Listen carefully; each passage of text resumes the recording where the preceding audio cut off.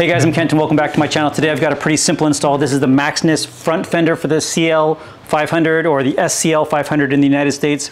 This is the last piece that I think I really need to shape out the overall look that I was going for with the bike. This is the same company that makes the rear tail tidy and fender that I have on the bike right now. And this stock fender I think is the last thing that looks particularly ugly on the bike. In addition to the fender, I want to remove the little reflectors on the side.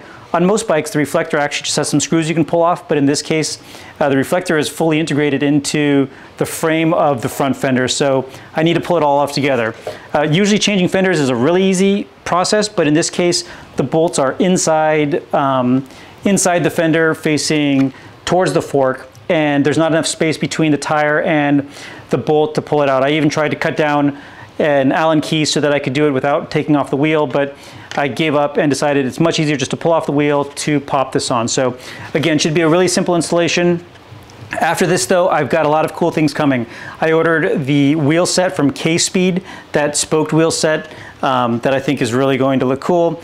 I ordered the tachometer from Daytona, a seat cover from Takagawa, and then there's a lot of parts from the Triverse bike from Steady Garage that I'll be putting onto this one as well. So if you're interested in seeing the build for this CL500, subscribe to the channel. If you're interested in just seeing this fender put on, let's go ahead and throw it on now. All right, so to remove the front wheel, I have it up on front wheel stands that are holding it by the fork. You'll need a 19mm socket on this side for the main bolt, and then for the other side, you'll need a 14mm Allen key to hold the bolt itself. Taking it off, it actually spins off pretty easily, but for tightening it, you will need this 14mm Allen key to make sure that you're securing it. And then up here in the front, there's two bolts that need a 12mm socket to pull off. So let me zip them off first.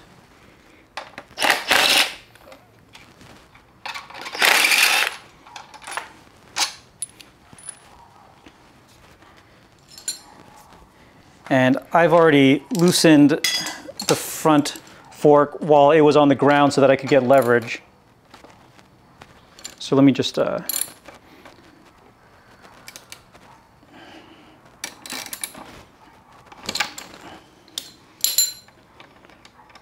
so on the right side of the bike, there's this bolt that comes out.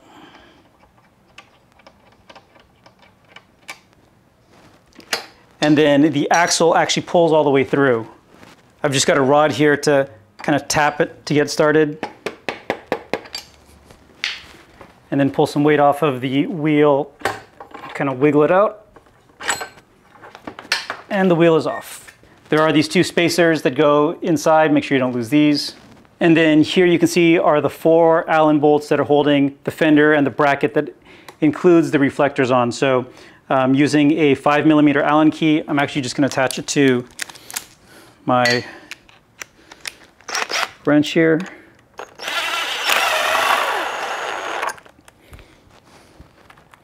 I've got a little angle thing on it to make it easier.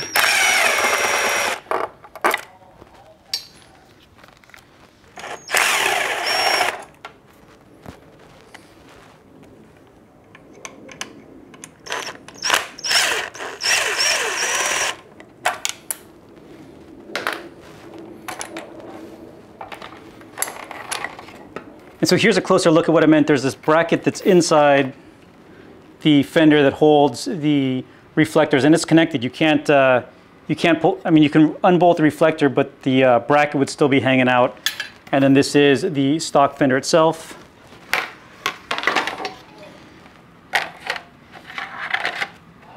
And then here's a size comparison, stock to the Maxnus fender. So installing this fender is going to be just as easy. I'm not going to reuse that bracket. The kit includes hardware, just 4 M6 bolts. And the bolts are drilled out slightly bigger than the M6 hole, so there's a little bit of repositioning to make sure that you can get it perfectly aligned with the tire. But again, we're just going to pop this on, get these 4 bolts in, and that should be the installation. I'm pretty sure this kind of cut part goes towards the back, and the more normal looking fender profile goes towards the front. So let's just get this on quickly.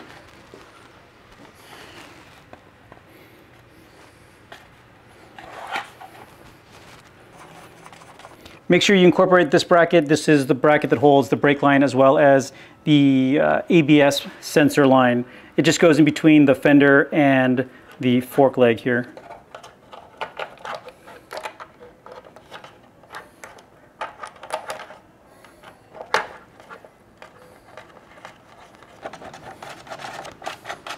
Now I'm going to save the final cinching down of these bolts until everything else is tightened, because as we clamp the fork legs together, it actually shifts things a little bit. So I want to be able to have a little bit of play to make sure that it's lined up with the tire once the wheel's on. So now that these bolts are in here, and again, it's easy to make those adjustments just with a box wrench, slipping it just in here to make the adjustments. This one actually has ratcheting function, so it makes it particularly easy. But getting the wheel back in is just the opposite of removal. Get it lined up, get these two metal spacers back in. Make sure that the disc lines up inside the brake caliper as you lift it up. And then we're just sliding this bolt this direction. That should be it.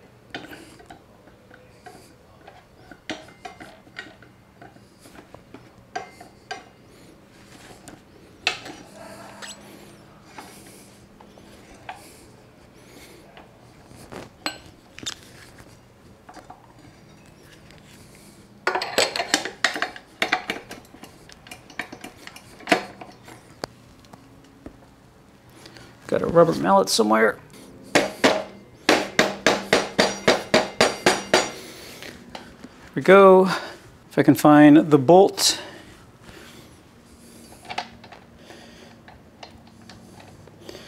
There's enough threads there to get it started. And then before I do final torquing, this main bolt torques down to 38 foot-pounds, which you want to do first. And then these clamps go down to 20 foot-pounds, but I'm going to put the bike on its own weight before I do that.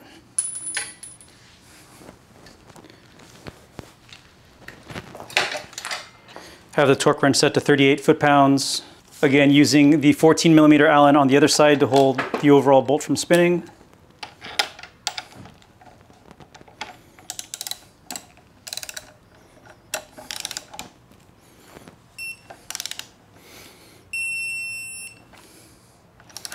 And then 20 foot-pounds on these pinch bolts.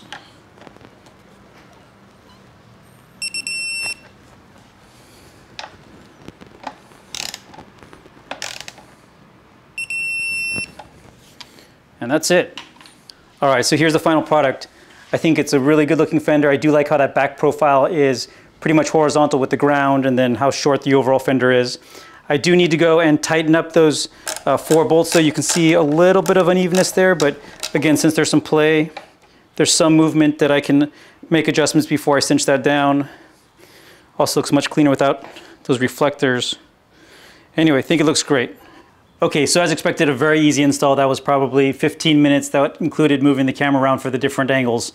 Full disclosure, I actually did install it first and then uninstall it and then install it again, just so that I knew exactly what I was doing, so that it could be an easy film. But really happy with the way that it looks. And I do think that it overall balances out the other modifications that I've done aesthetically to the bike so far. Again, as I mentioned at the beginning of the film, I do have a lot of cool things planned, including those wheels that are on its way from Thailand. And again, some different stuff from WeBike and Steady Garage, and a few other things that I haven't exactly figured out how to do too.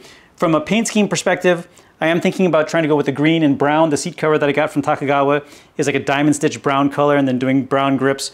We'll see how that looks. I think it looks kind of like that British racing type motorcycle, and see what that looks like, but I may hate it and paint everything a different color once I figure everything else out.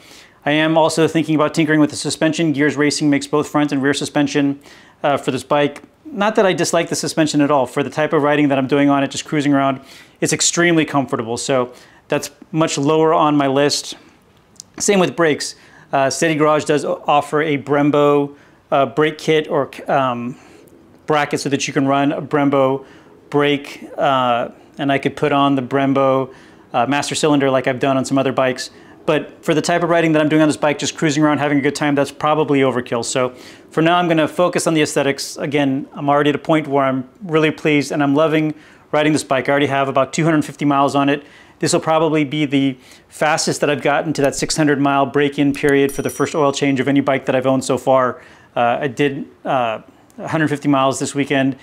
I may even start trying to ride it to work, which would get me up to that 600-mile mark really quickly. But just really enjoying the bike, enjoying modifying it, and enjoy making these little videos. So anyway, thank you everybody very much for watching. Stay tuned for more videos and keep on building.